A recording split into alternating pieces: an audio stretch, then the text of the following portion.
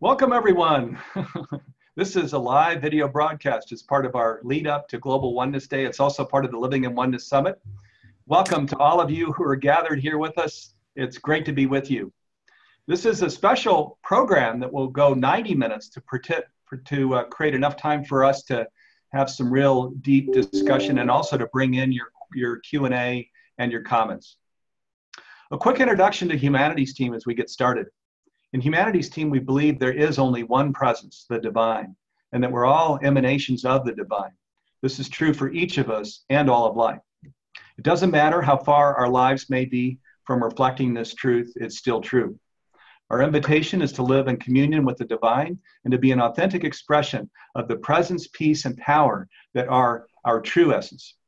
We don't need to be perfect or even excellent. We're invited to simply receive God's love and be an expression of that, each in our own way. We can be intentional about this, so we live this way each day. And of course, when we do this together, we create the world that we know is ours. Okay, concerning today's program with Duane Elgin and Barbara Marx Hubbard, I'd like to invite you now to go ahead and share your questions by placing them in the chat window. The sooner that you place your comments and questions there, the better. This way we can get to them before the 90 minutes is up, and if you can, try and bring them in the first 60 minutes, because sometimes we get a rush of questions and things like in the last 10 minutes and we can't get to them. I'd also like to extend an invitation to those of you who receive value from our weekly programming. Our weekly programs cost us about $1,000 to produce each week, and we provide these programs, of course, free to the public.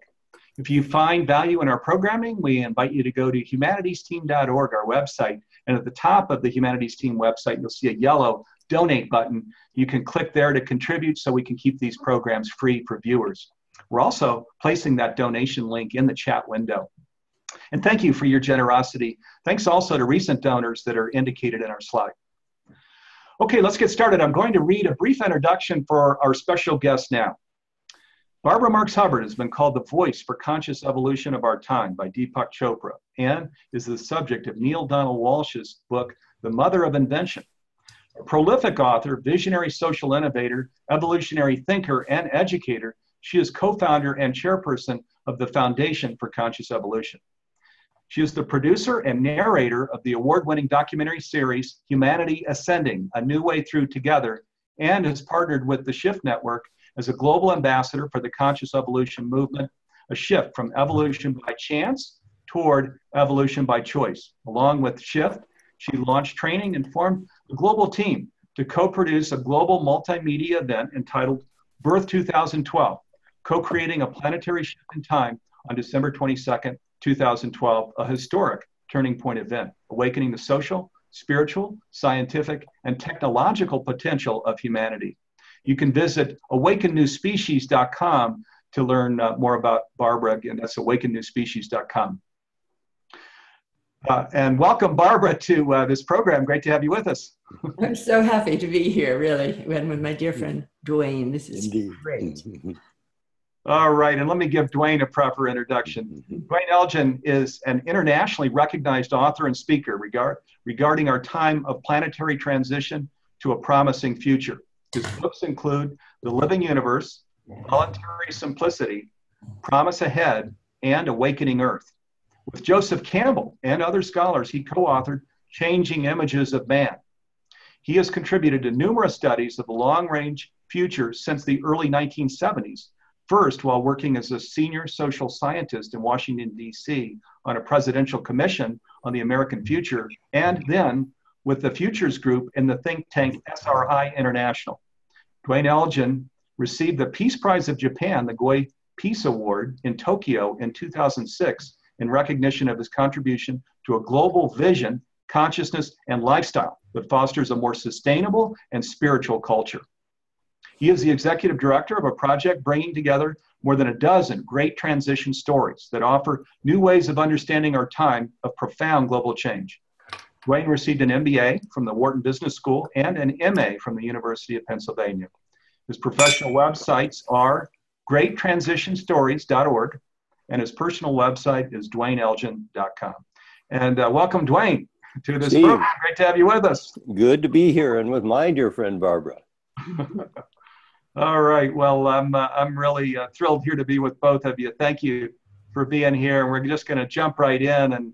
And Barbara, if it's okay, I'm gonna come over to you first. And I know that one of the things that you're inviting people to find right now is you're asking them what new is awakening in you.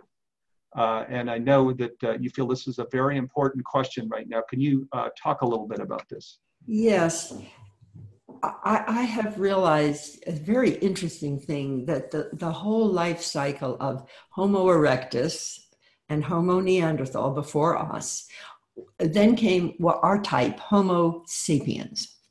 Apparently, Homo sapiens was the very best killer that ever hit this earth. They could kill the big game. They had the big teams, and Erectus and Neanderthal are gone, and Homo sapien is here. Now, we have been a super brilliant species. We have been able to invent writing and philosophy and science and technology, and we've also about to destroy the earth. Well, what I realize is it's a tradition of Homo sapiens sapiens is to prevail and grow over. Meanwhile, there have been new people you might call the great avatars, the Buddha, the Jesus, the Christ, throughout human history, but most of us couldn't do it. Here's my thought. Millions of so-called ordinary people are waking up internally from every field, culture, and discipline to something more inside themselves. A deeper love, a deeper creativity, a deeper attunement to source. It's not a new religion. It's not a new organization. It's a new person. And so I'm making an outrageous hope that out of Homo sapiens sapiens is coming a new humanity. And I'm calling us Homo universalis. This is a universal species who is spiritually awakened, who is vocationally aroused to give our gifts, and who is using the high-tech genius of humanity, nanotech, biotech, quantum computing, etc., to heal the earth, free the people, and explore the greater regions of inner and outer space.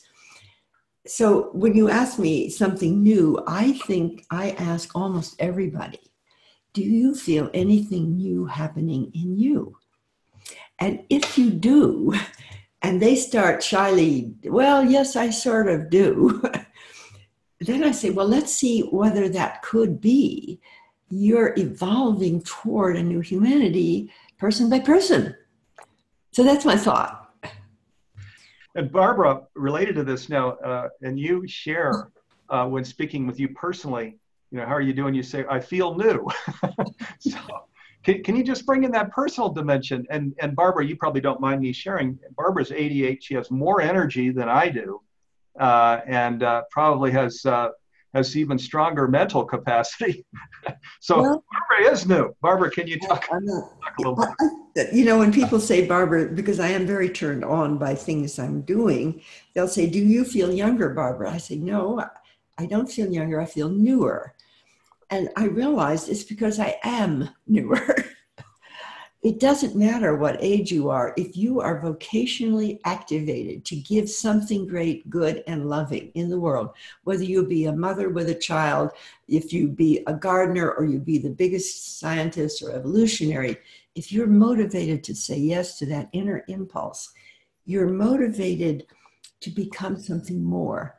And just in the sense of evolution itself is creating higher consciousness, greater freedom, more complex order for billions of years, you know, from single cell to multi-cell to animal to human. So I am a little human being right here in the biggest transition we've ever done collectively.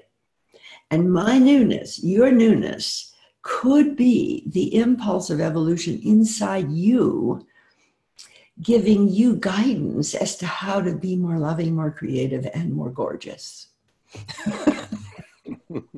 And since I'm declaring it to be so, the intention creates reality. So I don't know how you feel about this, Duane. All right, and Duane, you might, go ahead and answer that, and then we're gonna try and come over to you. But you might just come in and share your thought on that.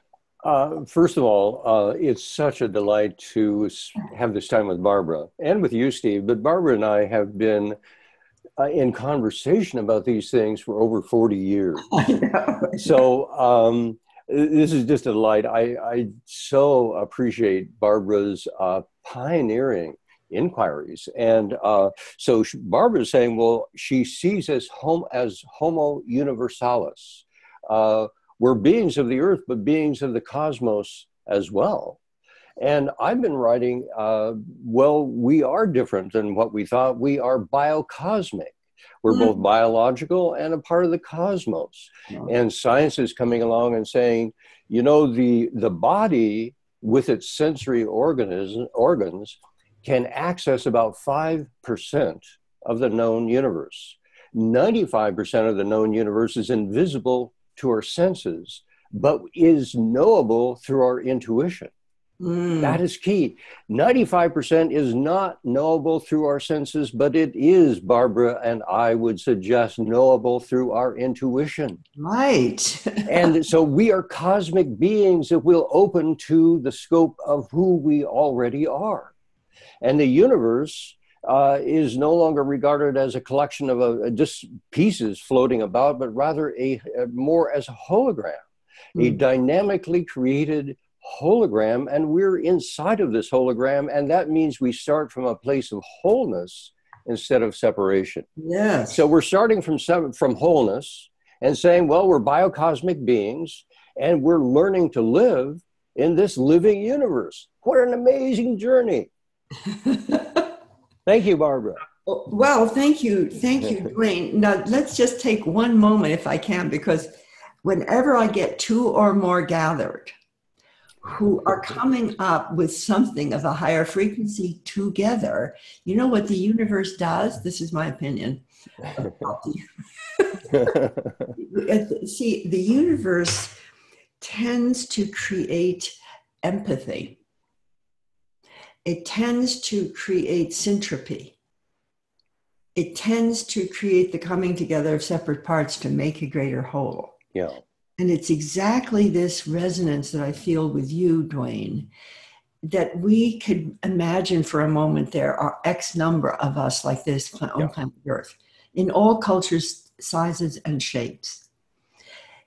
I'm going to put forward a proposal that if we had the way through internet of connecting those who are most resonant with the impulse inside themselves and with what they would like to do about it in a kind of marvelous celebration of reality, the universe itself would help connect it. Indeed.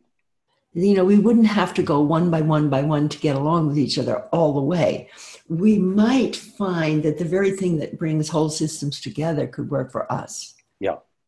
Do you see that garden of new possibility growing right now?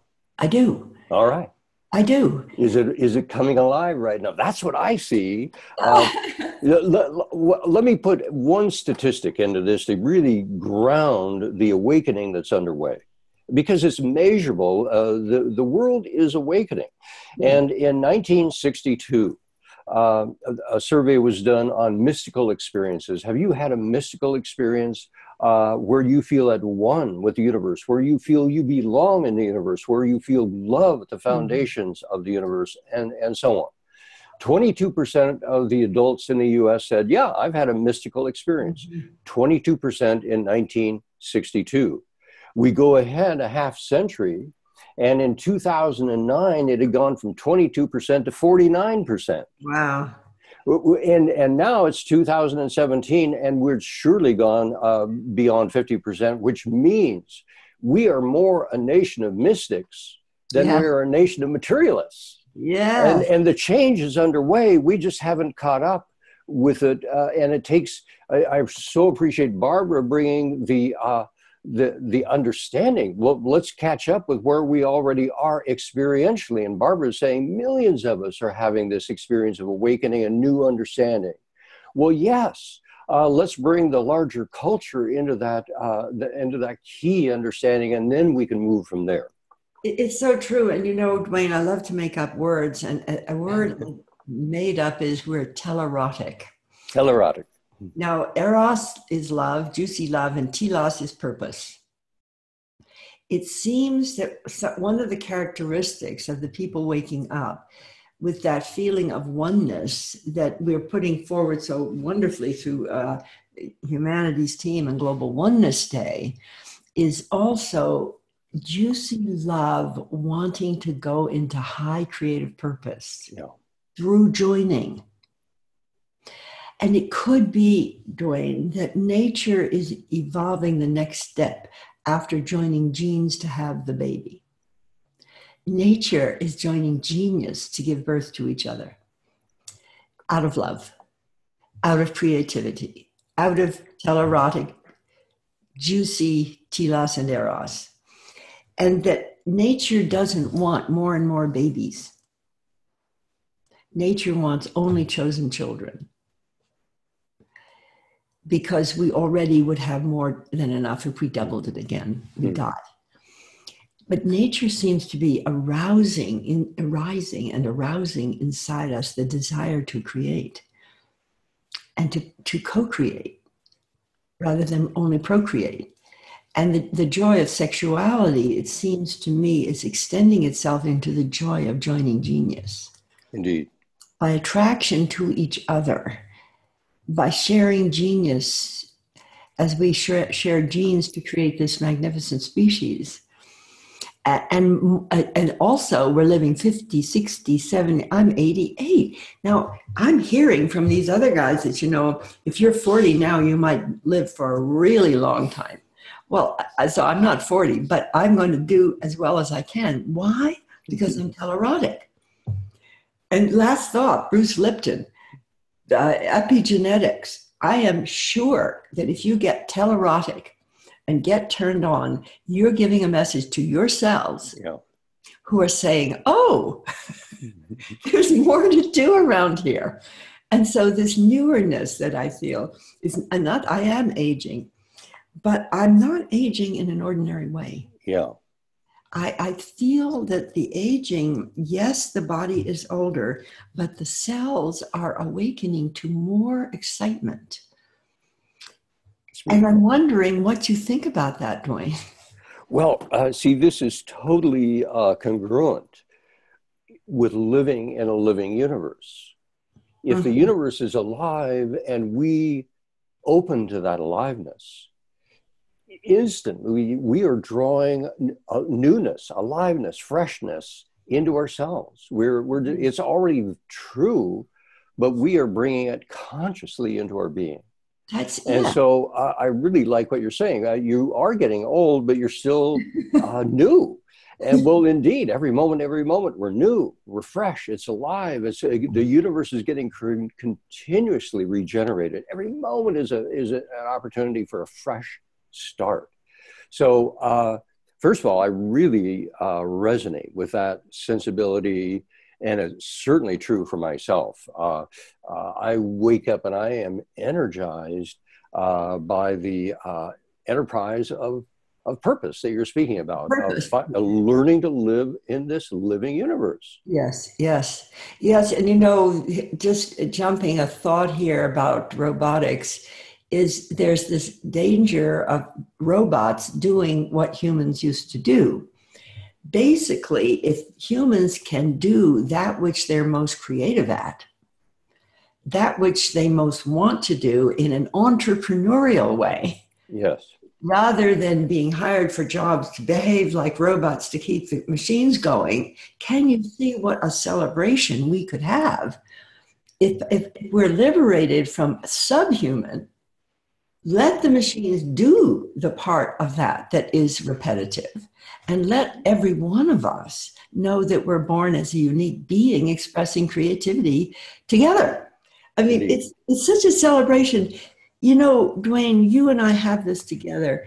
There's so much pessimism out there. And yet here we are sitting with this particular passion and love. Yeah. For where the human species can be going, and maybe even the crisis itself is an evolutionary driver. Oh, absolutely. Absolutely. Yeah, the way I see what's happening in the world, very simplistically, but realistically, is that we have Earth-sized pushes, challenges. It's an Earth-sized push. It isn't just regional. It is the entire planet is moving into systems crisis and pushing us into a new species sense. At the same time, we have universe-sized poles. It's a cosmic scope of pull, saying we're beings of cosmic scope and dimension. Move into that reality and then look back and regard the Earth and its future from that place of perception and compassion. And we are so immersed now within the mindset of marketing and culture and corporations and such. We're not standing back as biocosmic citizens to actually regard the Earth that is our home. And the deeper home is the universe from which we regard that. And so we are in a process of extraordinary freeing up of old patterns of perception, saying, well, I am this ethnic person or this nationality or this race and so on. That's all true. But we are all citizens of the living universe. We're all trying to find our way home. And our way home all together, one way or another, however words we use to describe it, is home back into the living universe and beyond that into the mother universe that holds it all. I mean, I agree so much. And, you know, Duane, you and I have both had this love of the media. And I want to point something out that we take for granted is like you and I are looking face to face to each other. And everybody else who's on this is seeing us like this and all the questions that are coming in. If you were living at the time of Jesus, they would think we were gods. We're holograms. we're doing this all by ourselves. And I feel as intimate with you and maybe even more intimate than if we were in a room together. Sure. And so I've taken some of these new capacities that we have, nanotech, biotech, quantum computing, artificial intelligence, which can be disastrous if used as in a divisive way. It's beginning even with our cell phones. We've got the global brain in our hand. It's amazing. Sure. I have this cell phone and you know, I hold it like this. This cell phone is an extension of me with the global brain in my hands. Any question, anywhere on earth I can have. I can travel with the speed of light anywhere in the world. I have access to all the wisdom of the past. So just when, you know, in this image that I have now of awakening the new species as Homo universalis, I'm really seeing something as great as Sapiens was in relationship to Neanderthal or certainly Erectus. Nature doesn't care for species, it cares for purpose. It doesn't keep everything. It seems to keep that which goes into deeper love, into deeper creativity, into deeper wholeness. I mean, that's a big statement, but I don't see, I see huge direction towards higher goodness and love here. I'll come in here real quick. Boy, this was valuable, just this exchange back and forth. So thank you.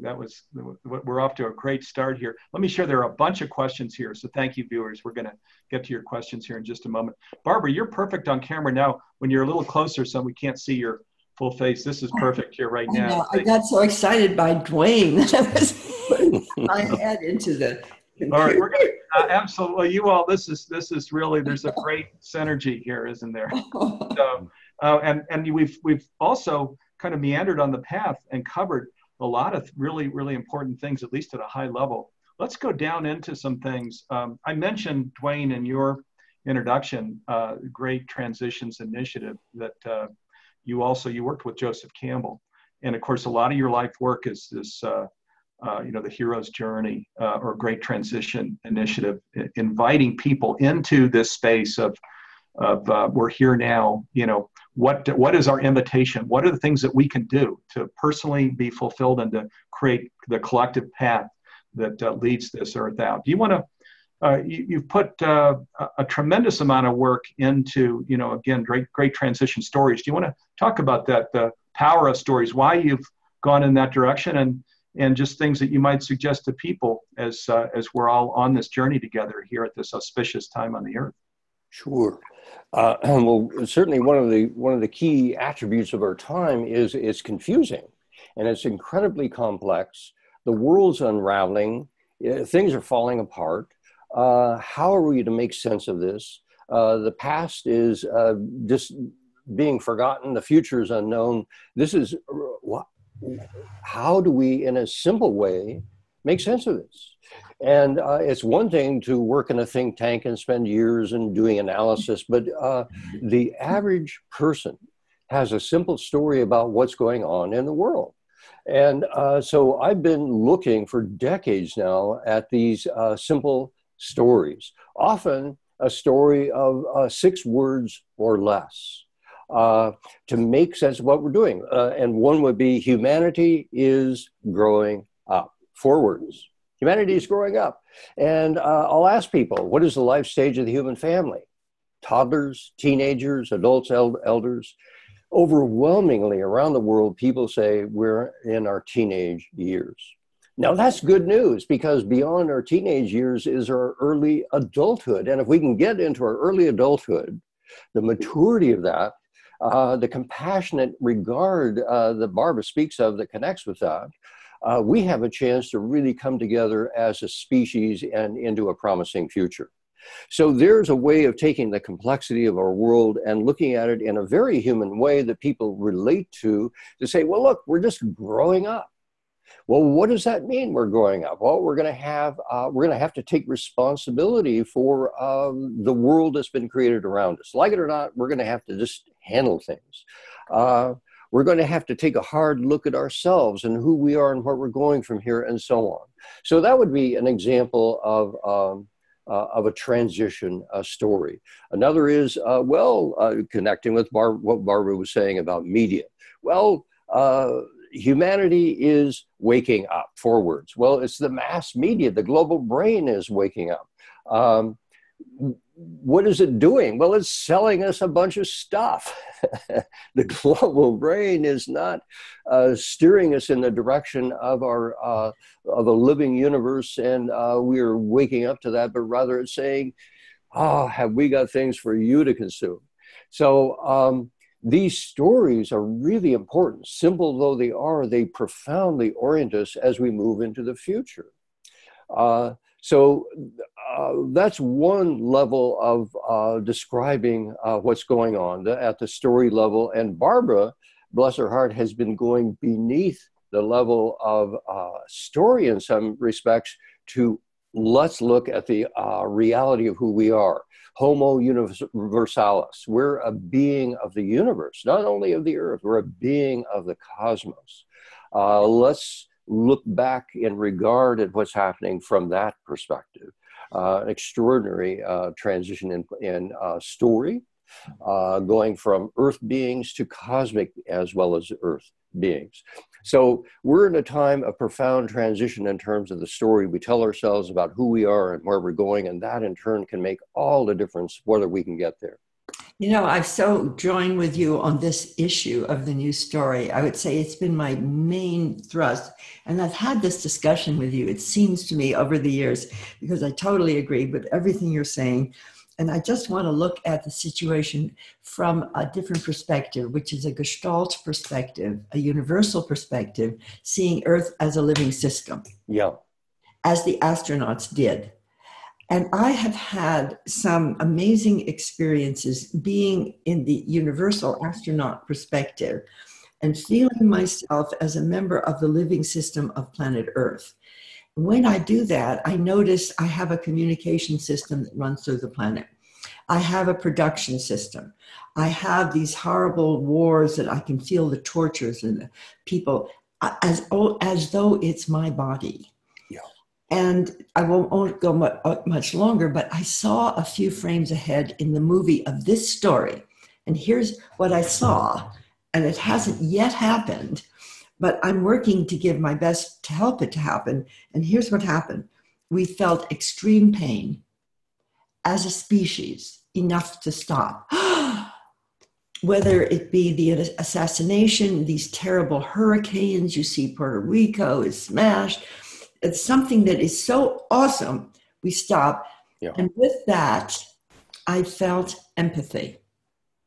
And what happened, and I'm using a past tense for a future impulse, what happened was the empathy didn't stop. Most of us feel empathy every time we see a tragedy, but it leaves us, and we go on with the illusion of separation. This birth experience, the empathy was strong enough that people's empathy attracted other people's empathy, attracted other people's empathy. You went quantum empathy, out of which came the deep inner impulse of the inner voice speaking. Now, all the religions of the world had been identified by great beings who spoke literally from within. They spoke direct. What seemed to happen in the mass empathy was a lot of direct speaking. And I've learned to do that. I have a mental mind. I can speak from my mental mind. When I speak from my deeper mind, I don't think. I know. And it's an inspired speaking modality that is very native to almost anybody if you do it, but you have to slow down. You let the inner voice guide. And what happened in this big planetary experience with the mass empathy was mass speaking from within. And it felt to me like the walls of religion went down. They weren't there anymore. They were there as long as people could not hear from within.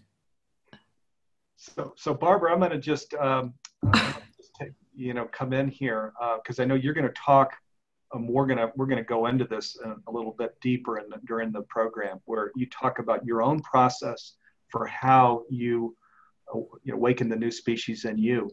But before we get to that, I want to just talk about something that's so relevant that you're discussing here, which is that of course we've got these nationalist populist movements here in the United States and elsewhere in the world, and progress that was moving forward is now U-turning and it's heading back the other way, right? I'm smiling, but it's not very funny. And of course, you frame this as our crisis is our birth. So there's an opportunity here, there's an invitation here, that everything actually is in divine order. Now, you've talked a little bit about this, but can you go deeper into this? Because I think everybody's experiencing this crisis, and I'm not sure everybody's staying attuned to the aspect of this is a birth. There's a great opportunity here. Yes. Well, the crisis is a birth is a metaphor to say that something new is emerging. First of all, it has to emerge or we go extinct. And nature has created a crisis like birth because when a new baby is just born, if it doesn't breathe and it dies. Let's assume we're a planetary organism. We're seeing the danger of climate change and all the other problems and weather and so on. And we've been told by really important scientists that we could render our species almost extinct. Okay, so I'm taking that as nature's impulse to find a way to activate in us more empathy, more creativity, so that we go beyond the existing divisions. So while the world is getting more divided in nationalisms of various kind, there's a group of people kind of breaking loose from all that separation. And that's the global oneness, sweetheart. That's what you've been cultivating all your life. So those people breaking loose now are also becoming, let's say, empathetic and joined together, like on this big call. How many of us joined at the higher frequency does it take to lift the system's consciousness? How many? Yeah, tipping point, right? What percentage? Well, they say 3 to 5%, right? This tipping point. If enough of us are joined, so what I feel when I say this, out of the depression of daily life and how I can see things wrong, and also the suffering that people are suffering, there is what I call the evolutionary impulse. And for me, the evolutionary impulse is like a core of the evolutionary spiral. It's divine. It's the genius of evolution. It's supramental genius in Aurobindo's language. And when I feel I can say yes to my own inner impulse to create, I feel the supramental, greater genius of universal evolution enters my soul. And it comes out like vocation and love.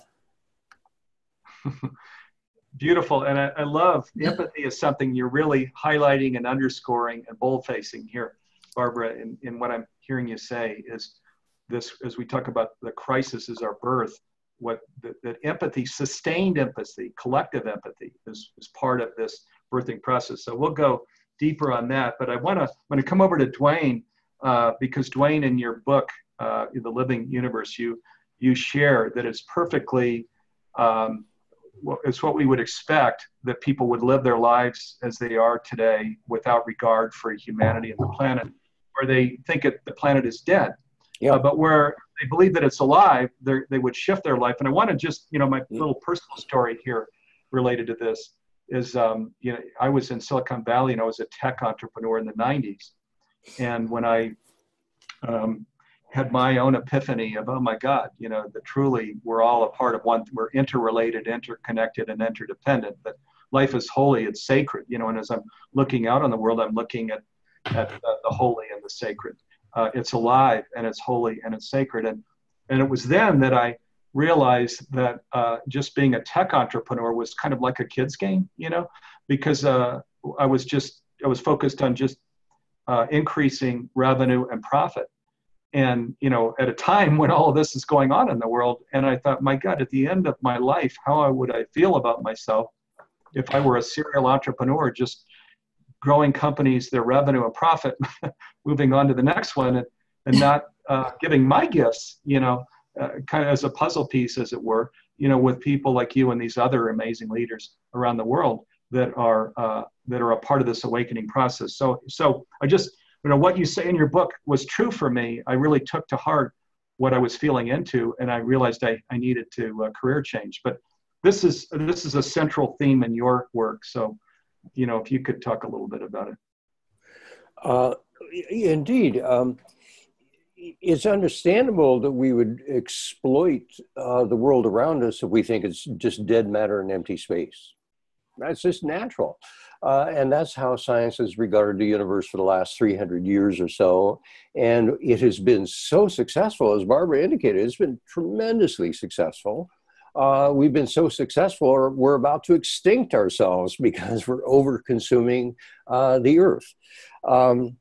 So there are two things that are emerging I want to really emphasize. One is unity consciousness, that we're all in this together. This is a team effort. We've created it together, we're in it together, and all the rest. It's a unity consciousness. But beyond unity consciousness, there's something that Barbara, I feel, is speaking to. And it's generative consciousness. It's the erotic, it's creative consciousness. Yes. But it arises out of unity. Mm-hmm. It's not other than the unity, it's rather the inherent creativity within understanding the unity of the universe. Beautiful. So that is new. For thousands of years, we've had an understanding of the unity of it all. Now something new is emerging, and that is coming out, I think, of the dynamism. We understand dynamism culturally now, and so we can see it spiritually. We can represent it spiritually, and that's what Barbara is speaking about. There's this erotic, creative impulse in the universe. It arises out of the compassionate understanding of it all. And so there's an ethicality to it. There's a purpose to it. It isn't just ego-driven. It is pulled by the welcoming invitation of a living universe. Beautiful, Duane. I love that word, a generative consciousness. Yeah. I haven't used that word that way because the impulse generates. And the reason for getting newer and not getting older is generative. And I have never been so generative in my entire life. And just very, very briefly, it started for me when the US dropped the atomic bombs on Japan. I was 15. And I asked the question, what's the meaning of all our new power that's good? Because I thought we must be good. I was born to think we were good. And I got to meet President Eisenhower. And I asked him, what do you think is the meaning of science, technology, industry, all this military power, which was just beginning to be huge, that's good? And he shook his head and he said, I have no idea. Hmm. And the university didn't know. The Episcopal Church didn't know. And I decided we better find out. So if you really begin to consider the meaning of science, technology, industry with all the new radical high-tech capabilities to be good, when I say Homo universalis, I'm including all that. So not only is it earthbound and generative and cosmic, but this species has awesome capabilities. That it looks to me like Mother Earth is giving birth to a co-evolving, co-creative, eventually universal species, the whole thing. Wow. I'm sorry, I didn't mean to cut you off. Well, just that there's no way that any single individual is doing that alone. But there's also no way to get out of this game. You can't not be part of this. You can not like it. You can protest it, but you can't get out. Yes, this evolutionary tornado was put down, hasn't it? You can't get out of Mother Earth. So if we're generative, and we're the group of us, wherever we may be worldwide, who's generatively turned on by vocational arousal to create, to love, and to connect, are transforming the world. And what we're saying, Duane, with what's so marvelous with working here with Steve and Humanity's team, is let's connect them for a solid year in what we're calling Awaken the New Species. Everybody who feels this on internet with, per week, once a week, we'll be on. We'll have speakers like Duane there, but we'll also have our own unique inner impulse through the 52 codes, which are something I was given to help me become aware of my own universal self, aware of myself in the future. I think it could be seminal, what we're undertaking.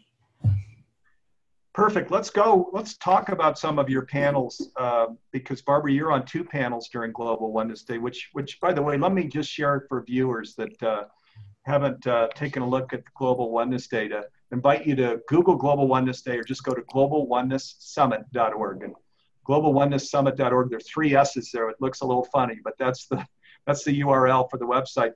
There are amazing leaders that are participating in Global Oneness Day.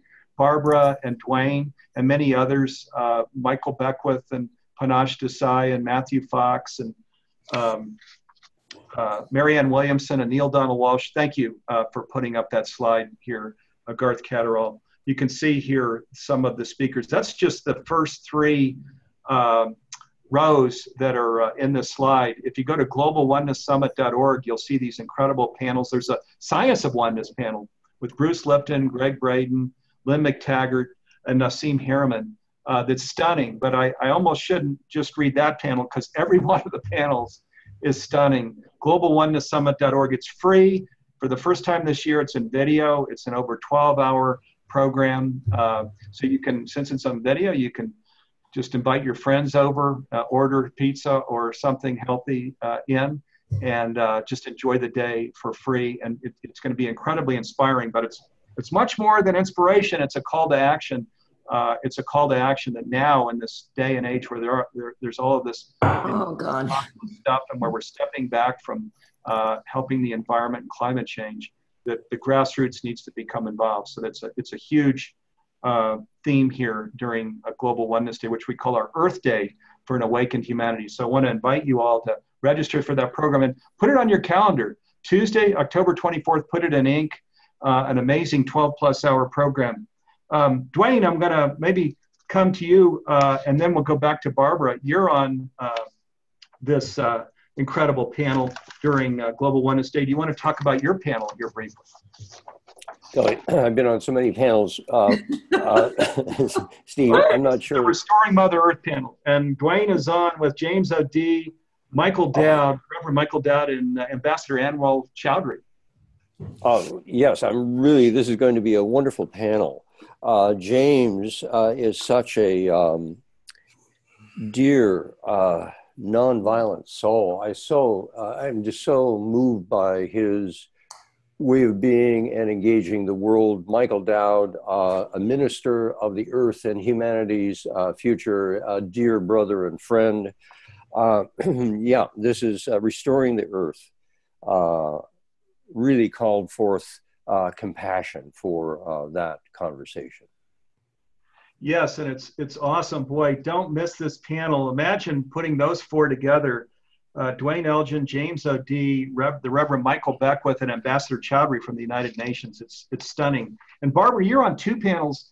You opened up this topic of awakened new species within you. And I'll just share a little bit that Barbara had come to me and Humanities team a couple months ago to share that she was really excited about creating an intensive, a call to action for all of the planet that was based on this Homo Universalis, so awakening the new species in you. And it's based on the process she created to awaken herself. I think we can see, looking on camera, Barbara is a Homo Universalis. She's inhabiting she's already crossed over. So Barbara and Neil Donald Walsh is on that panel with you. Do you want to talk about that? And then I'll bring up this other panel. Oh, well, you know what I'm getting, Steve, just an amazing thought that you've done. You believe in global oneness. You have created Global Oneness Day with all these people, each of whom has an element of global oneness. That I am feeling as I'm listening to this, the orchestration of the Global Oneness Day. And I'm imagining, as we're going to be inviting people to be on Awaken the New Species, we're going to invite everybody. I'm going to invite everybody when I get on. But let's imagine that their voices are going to be synthesized in such a way that would live what Teilhard de Chardin had said could be possible, that the noosphere, the thinking layer, would get its collective eyes. And I really want to talk to Duane about this, that just imagine that everybody on Global Oneness Day is a unique voice, not only about their theme, but also if they could lift their voices toward a shared purpose that we all share. And let's call it a planetary awakening in love. Let's just call it that. That needs every single voice in order for it to happen. That I would like to be inviting everybody. Whatever else the panel does is to give its gift to the planetary awakening consciously so we could hear a chorus. Yes, fantastic. And let me share, if you go to, if you want to learn about some free webinars that are planned just right after Global Oneness Day with Barbara, there are going to be 2 free webinars to talk about the process that she created to embody Homo Universalis. You can go to awakeningnewspecies.com, awakeningnewspecies.com, and she's also placed an ebook there. It's called An Evolutionary Synthesis, A New World View. It's and she's gifting that to people that are registering for these to learn about this Homo Universalis process. So Barbara, you're also on another panel that is also just astounding. It's a panel called Human Consciousness Shift. And Barnett Bain, Joan Borisenko, and Barbara Fields with the Association for Global New Thought join you on that panel. Do you want to talk about that? Yes.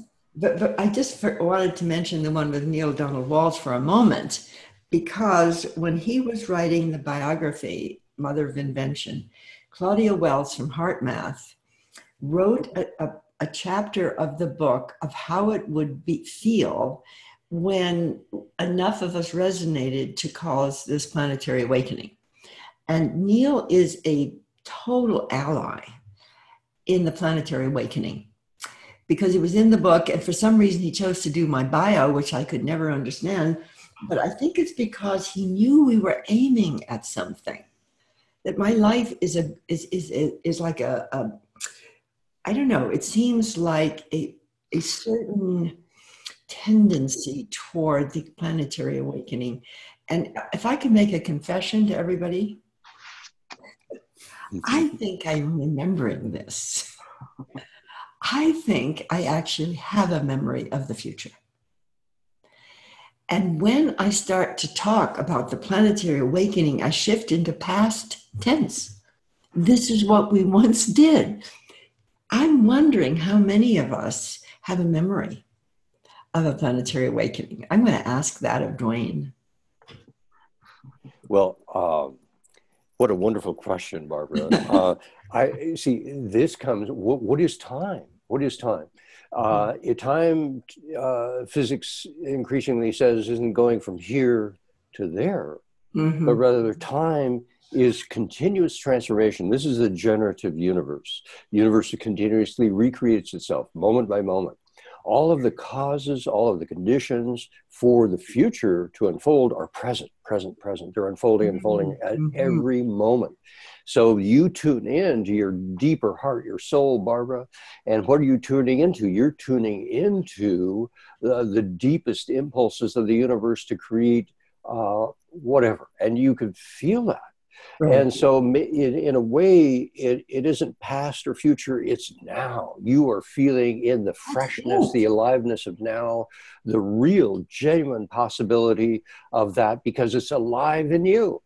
It's alive in me now. Yeah. And that's where I'm so hopeful. Yes. People, why are you hopeful, Barbara? So I must be stupid to be hopeful. Yeah. Because you don't, so one of the things, Duane, is to help people feel this. Yes. Since it's indeed every one of us, as they say. Yeah, indeed. I will give talks and people will come up to me afterwards and they'll say, well, why are you so happy? Why are you smiling? What's so good about this? And I say, look, it's transformation. It's transition. It falls apart before it comes together. There's breakdown before breakthrough. Yeah. Let's get on with this. This is a joyful team effort if we'll make it so. Or it could be a really painful process. We make it that way. And Barbara and I are saying, let's bring in the joy. Let's bring in the love. The creativity. Let's grow ourselves in this. We're big beings. Let's awaken to our bigness. Let's grow into that. I want to mention something that Teilhard de Chardin said years ago. He thought there were two types of people. One he called Homo progressivus, attracted to the future as an organism progressing toward the unknown. The other he called bourgeois, trying to make things as they are or go back. Yeah. And I feel that there are Homo bourgeois and Homo progressivus among us today. Yes? Yeah. I'll come in here too. I think, part of this is we already are awake because we talk about awakening the new species and so on, but you all are, I think, evoking this here. This is a part of what you're bringing in, that we already are awake. And if we can just really step into that and embody that and not make it all future tense, because there's so much as the spiritual experiences, probably each of us that are watching this program, that we're absolutely feeling into the fullness of that divine energy. And throughout the day, often, some all the time, we feel as a full expression of that divine energy. I'm looking at this question. Barbara, what is the most efficient way or tool to help others shift their limiting beliefs? I'm just reading from the chat.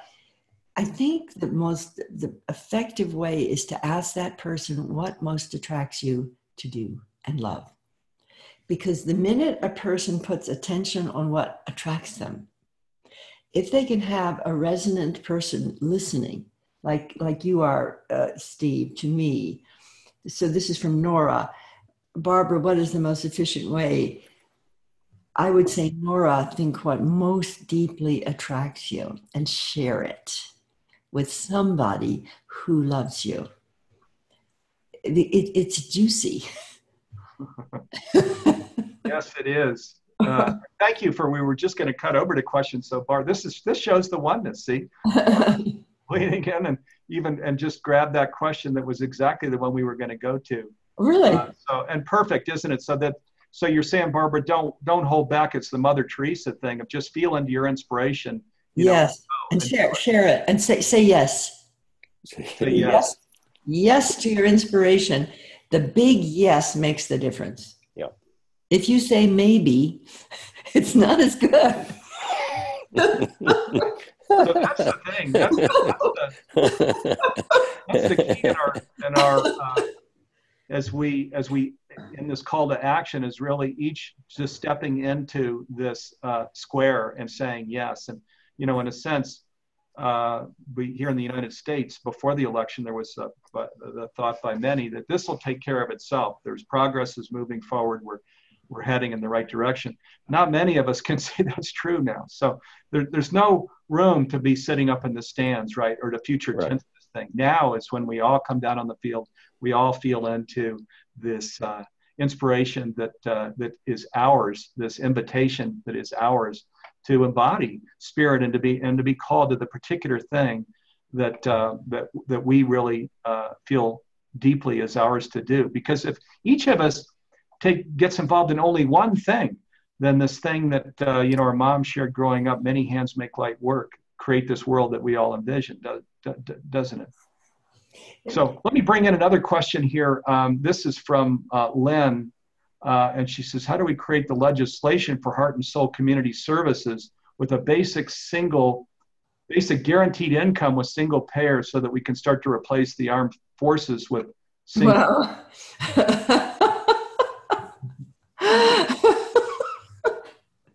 I wouldn't go at it that way, if I may say so. I would go at, who wrote this question?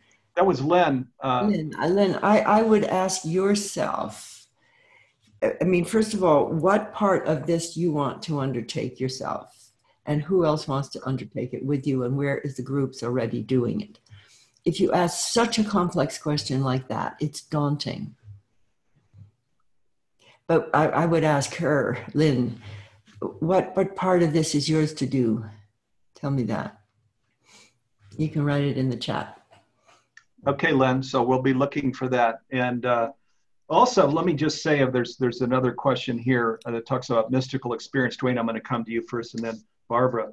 But this really is, as in the introductions, I mentioned this birth 2012, Global Oneness Day, for that matter, has been around since 2010. Look at all that has happened that's palpable since those years. I mean, Humanities Team was started in 2003, 14 years ago. The earth is so much more awake today. Today we can talk about being one with the divine, being homo universalis, being whole, unity consciousness that grows into generative consciousness. We can talk about these things and people get it. In 2003, you couldn't talk about these things easily. You'd lose your neighbors and your friends. Well, the crisis is preceding transformation. We're waking up as a planet. Yeah, it is palpable, isn't it? I mean, we're not just sitting here as New Age or sharing some story. Duane, it's palpable, isn't it? It's measurable. That's important. People legitimately want to know, is this real? Is it actually happening? Because our future depends upon it. It's not a trivial question. It's foundational. Is this actually happening? Is waking up happening in the world? And what I suggested by that one survey, indeed, about half of the American public has had a mystical experience that's really transformed how they look at the world, but it hasn't been validated. Mm-hmm. We're having these experiences without validation. And so we then think they're trivial, but they're not. They're extraordinarily important in our lives, and they need to be affirmed that they're revealing that we are not only biological beings, we're part of the cosmos as well. 95% of the known cosmos, as I indicated, is invisible to our senses, but it is accessible to our intuition. And that's what Barbara is speaking about, and that's the source of wisdom for a promising future. One thing I want to bring into the conversation, connecting back to what Barbara was saying about media. We both share a passion for media. And at a personal level, I see transformation beginning with mindfulness, with a reflective consciousness. So a natural question to ask is, well, what is the corollary at the social level? Where is mindfulness at a societal level? Where is reflection at a social level? Well, turn on the TV set. You're looking at the stream of consciousness of a whole civilization. You're looking at the news. You're watching us reflect on ourselves. So the tools of mass reflection are out there at a global scale. Right now, 51% of the people on this planet have access to the internet. We could have a global conversation via the internet if we wanted, that would include a majority of humans. We're already empowered to have that transformative conversation with the tools that are out there, but we don't have the social will yet to use those tools. And that's what Barbara and I think are speaking about in many ways. This is crucial to our represented by the mass media, both television and the internet. Yes, it's so true. And the thing that is really good about this is that the invitation produces joy. You know, sometimes you get conscripted, you have to go into the military, or you have to go from an operation, you know. But what we're really asking people is to express their gift. Indeed. To express the whole issue of vocational creativity, I think, has to be focused on here. Every single person has an innate desire to express their creativity. And if we offer that the world needs exactly the creativity that is yours, and there is a way, Jonas Salk told me this years ago, not survival of the fittest, but survival of what fits best. So we have to help people find where they fit best to give their gift. Otherwise, you can feel very distressed and depressed. Indeed. And I think I just mentioned in brief here that the wheel of co-creation, which I've been working with in different ways, is putting every function within a function like health, education, economics in a wheel. So whatever your function is, you know you need other functions to fulfill your own. Yeah. And you start to develop synergy around life purpose. And if I could think of a political act that's really significant, is synergistic convergence of what wants to create. And that it's not actually winning a political election in a win-lose structure. It's actually creating this dynamic interaction till enough of us can interact to create, and that will reflect on the local political system. Yeah. I think we need to do both. We need to be concerned about it. But look what happened with Donald Trump. And it's interesting because he defeated the whole Republican hierarchy and the entire Democratic power structure. Now you have to say something happened there. Indeed. That has to tell those of us who feel we are progressing toward the new to learn from. What happened? Yeah, Duane, and one of the things you all are talking about is that you said we have to develop the social will to do this. Yes. Your work points in this direction. Can you talk a little bit about that? How do we find the social will to do this? Well, we need, first of all, leadership. And the leadership we have is in many ways taking us back to the world of the past. It's regress instead of progress.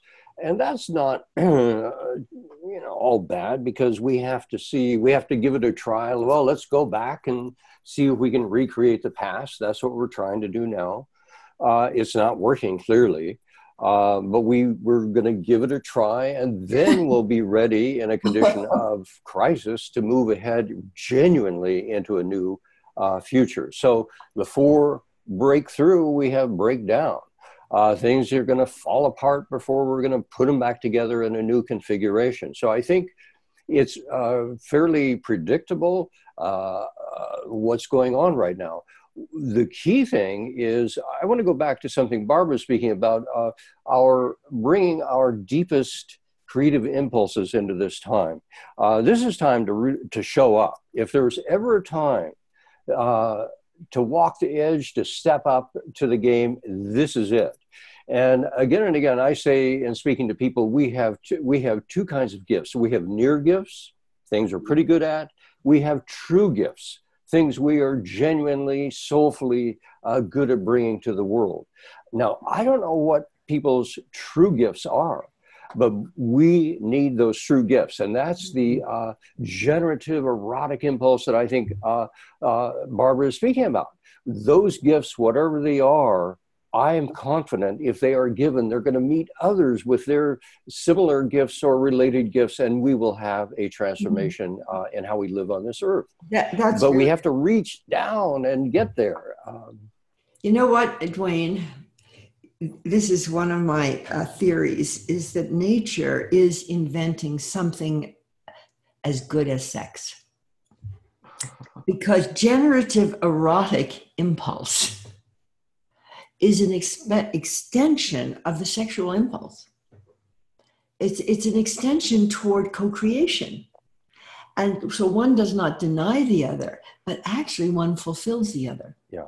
Because you're not going to be able to totally fulfill sexual urge by having many more babies or simply just rampant sex. But if you can take that sexual drive, which is a loving, erotic drive, and put it into generative, erotic impulse to create, I mean, that's what I feel at 88. This generative erotic impulse does not have an age. And it seems to be endlessly creative. And somebody said, well, how are we going to do this? I think this is how we're going to do it. By awakening in each one of us the thing that generates the most eros. You know, Mark Gaffney has just written this book, A Return to Eros, about eros being the impulse of evolution itself. Instead of it being kind of mechanical or meaningless, what if God's impulse is eros? And everything, as Brian Swim has said, is attracted to everything else, all the way on up and all the way down. As Mark calls it, a universe, a love story. What if we're involved in a love story? And your phrase, I'm going to use this and quote you if you don't mind. As Duane Elgin says, what is called for is generative erotic impulse, my friend. That's juicy. Yes, it is. Isn't it? Oh, it is. Yes.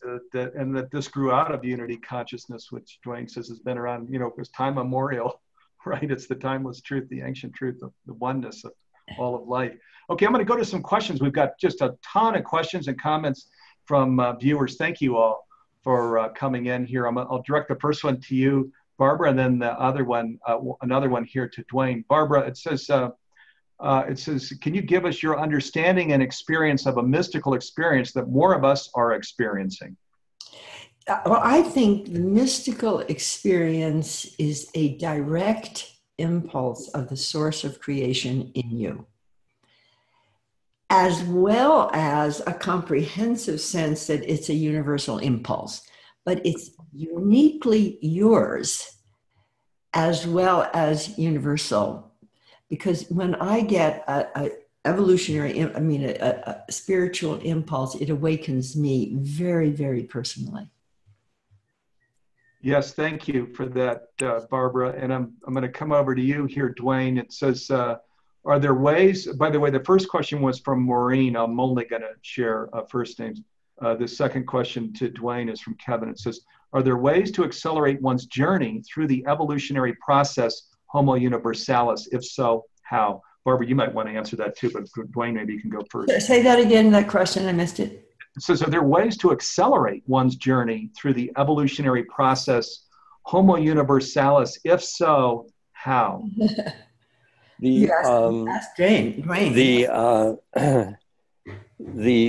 Our species name is Homo sapiens sapiens, and to be sapient is to be wise. To be sapient is to be doubly wise.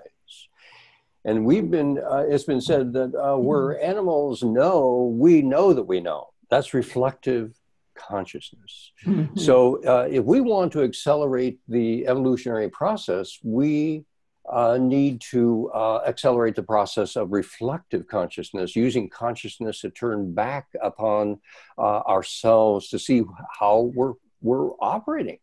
And if we can anchor ourselves in a reflective consciousness, just mindfulness as we go throughout the day, that mindfulness will grow into a sense of communion and connection with the larger universe. And the reason it will do that is because that's how it's already constructed. We're living inside this cosmic hologram, however we want to describe it, a living system.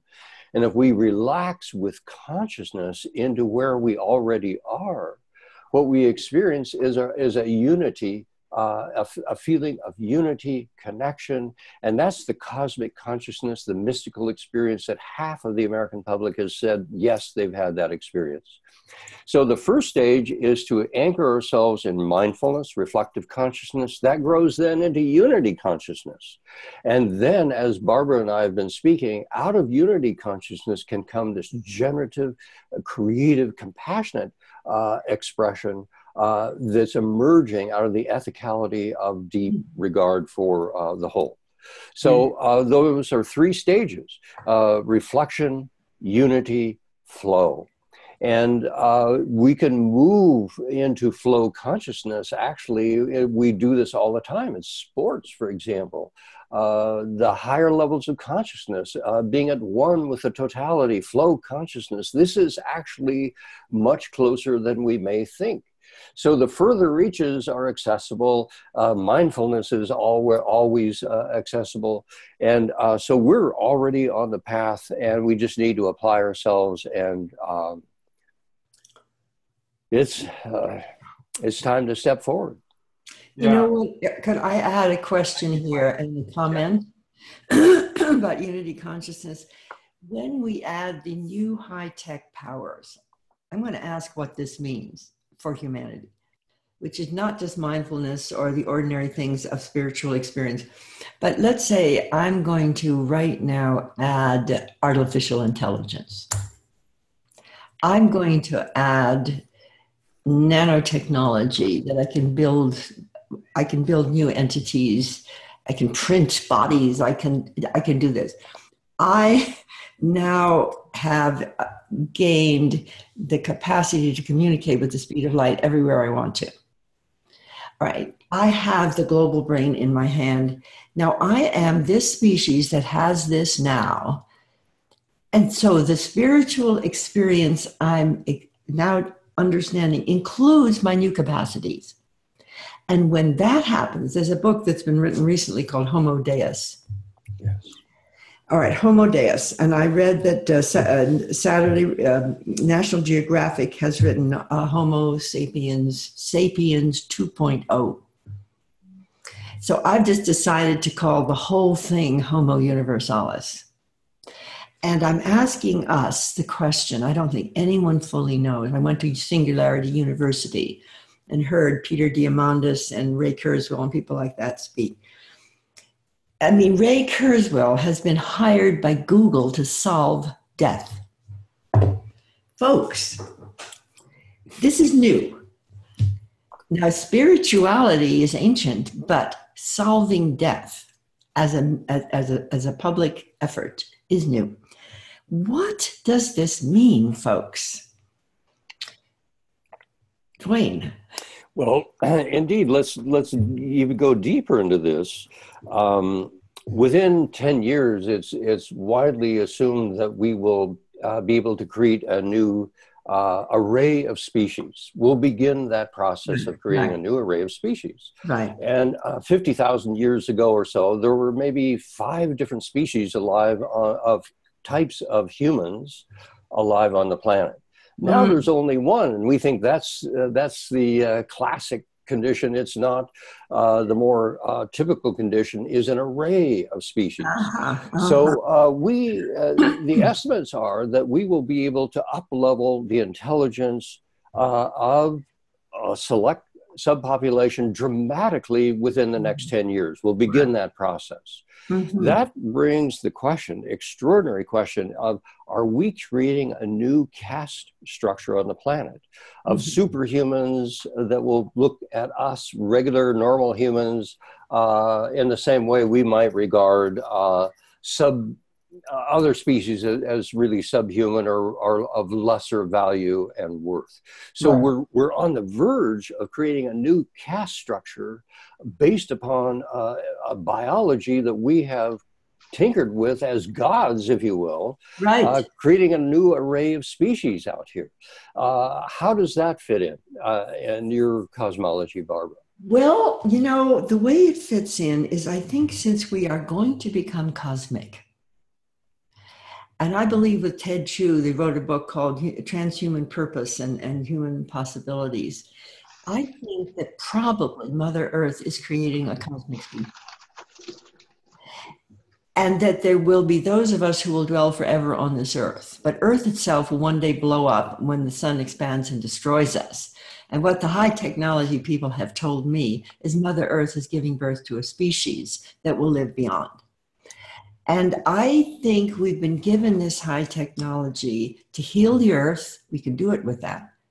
Free people from a disease, dysfunctionality, and war, and move into the exploration of the cosmos and the inner space of humanity. And let's say we've been given powers of gods because that's the purpose of the universe.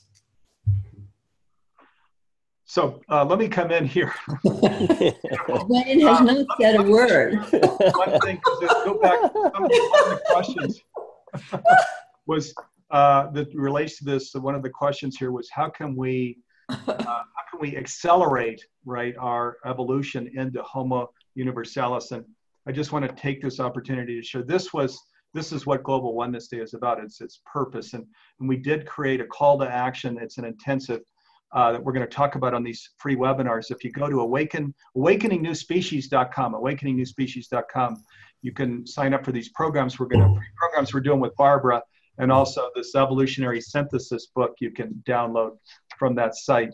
Barbara, I'm going to bring in another question here from a listener. It says, this is from Jemaya, and she says, I've had so many of the experiences, visions, and understandings that Barbara talks about, but the everyday world seems to crash on me. I forget, fall into the pain, fear, and hopelessness that seem to be group.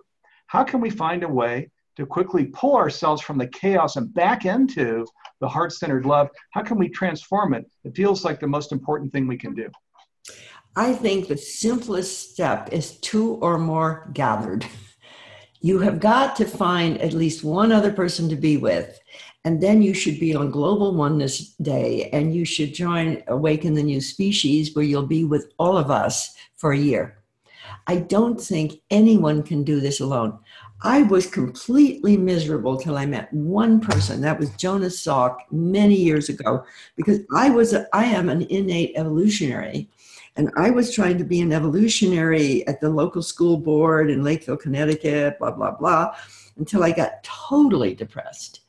And I read Abraham Maslow, and Maslow said, be bold, do what attracts you, find your chosen work that's intrinsically self-rewarding.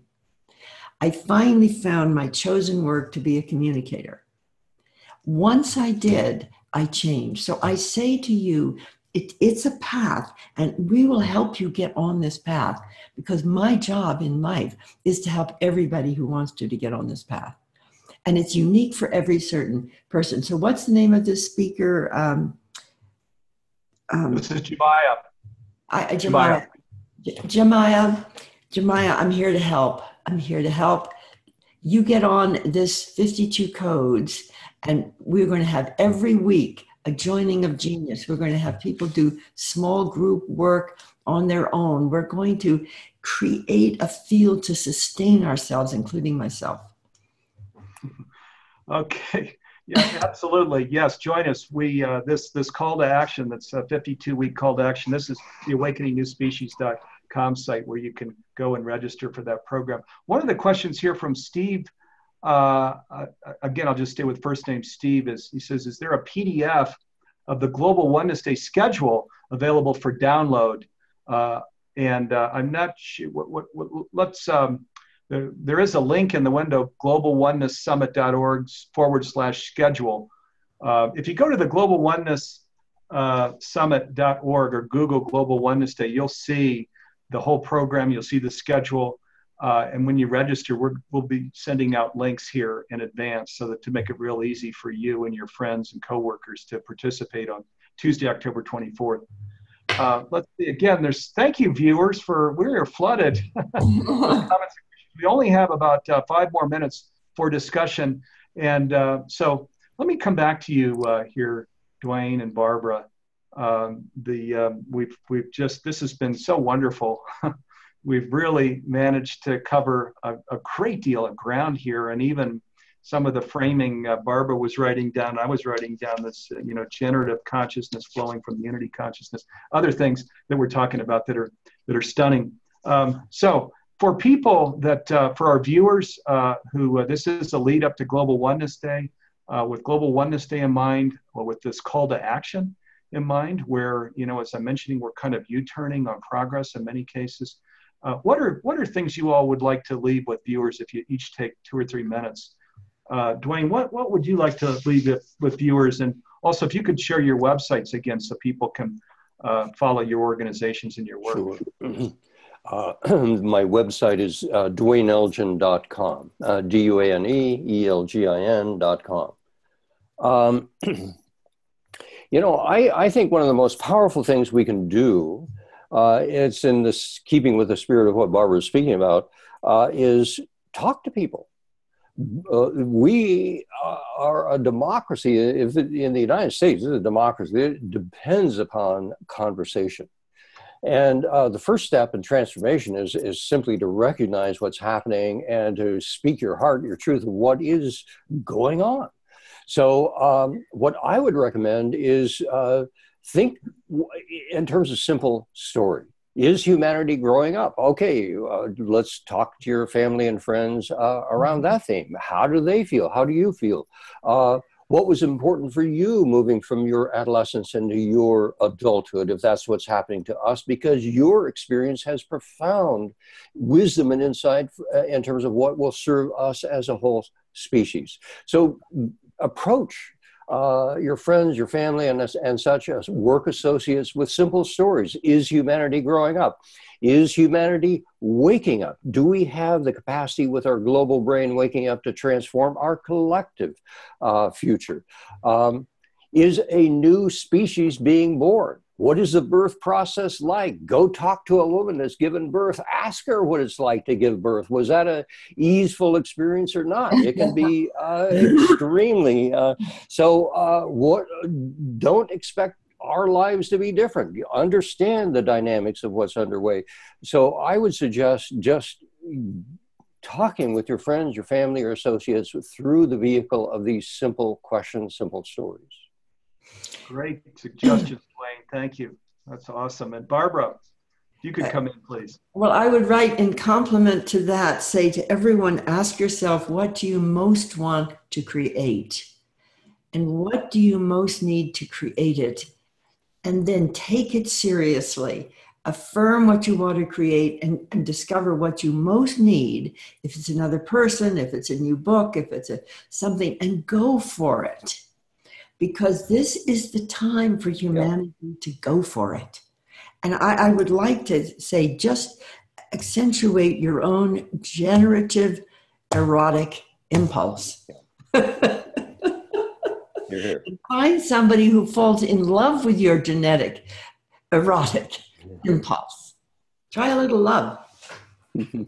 All right. And this is perfect. Beautiful. Thank you, Barbara.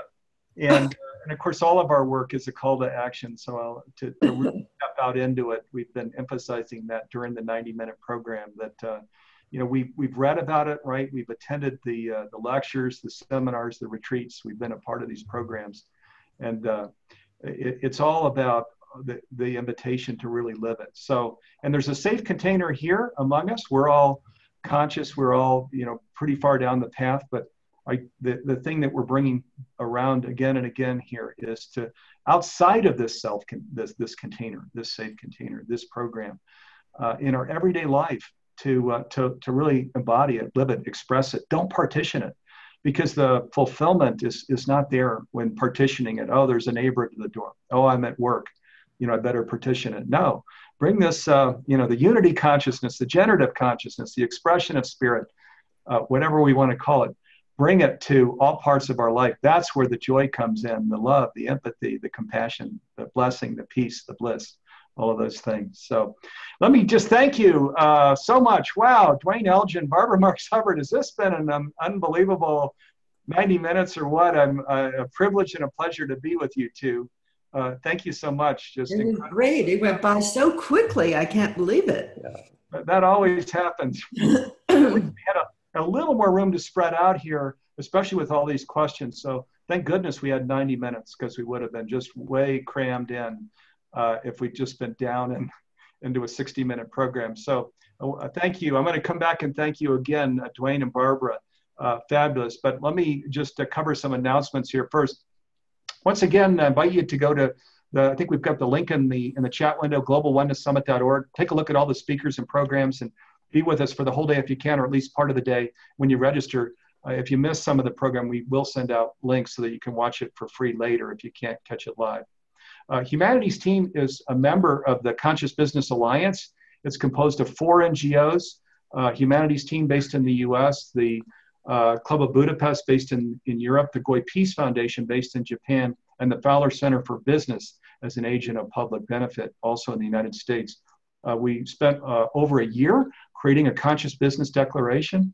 I invite you to go to consciousbusinessdeclaration.org and read the very simple principles there. We believe it's really important that the consciousness that we're talking about here come to business, because business is generating lots of things in communities and globally, and we want those things to be good things, positive things, nurturing things. So if you read the declaration and you get an inner yes when you read it, we invite you to sign it and invite your coworkers, friends, and family to sign it also. Upcoming programs that you don't want to miss. On Thursday, October 5th, so a week from today, we'll be with Julianne Turner. She's with Conscious Shift. And then a week later, on Thursday, October 12th, I'll be doing a program with Anna Marie Peters. It's a Oneness in 12 Spheres program based on the Wheel of Co-Creation. Our guests are Gay and Katie Hendricks. So we'll talk about oneness and two-ness, as they describe it. Their particular focus is relationships, partnerships, and how we bring unity consciousness to our relationships. So both of those programs are at 9 o'clock Pacific time. If you go to livinginone.com, you can register for that program and other programs that are coming down the line. They're all free, and we send out a link after the program if you missed the live program. This program is focused on living in oneness, so we want to invite you to something called Community Circle. It's only $10 a month, and it's an intentional global community that's virtual for all of us that are living in oneness, where it invites us to collaborate and connect with other leaders like yourself all over the world. And there are over 350 programs, some of them video like this, some of them audio, that you can listen to for inspiration and support 7 days a week with friends and family. Also, there's a book club, there's a Facebook page, and there's a community that meets on Zoom like this, where we talk about our successes and challenges in oneness. It's only $10 a month. I think we're putting a link in the window. You can also go to humanitiesteam.org and scroll down. You'll see the rectangle that says Community Circle, where you can learn more about it. Finally, I want to invite you again to something we've been talking about here during the program, this whole process of accelerating into Homo Universalis. There are some free webinars coming up just after Global Oneness Day. It's a call to action. If you go to the awakeningnewspecies.com site, you can register for those free webinars and also download this free ebook of Barbara's called An Evolutionary Synthesis, A New Worldview. Okay, thank you. I'm going to end again with a big thank you to Duane Elgin, Barbara Marx Hubbard. Thank you so much for the amazing hour. Thank you. Also going to thank my partners and colleagues here, Garth Catterall, Nanette Kennedy, Dee Meyer, Caroline Chang. They are among the leaders of the Humanities Team that make this program possible. They run this whole thing. and then I'll save the best for last. Thank you to each of you for holding this time and for coming and joining us for these programs. We really appreciate it.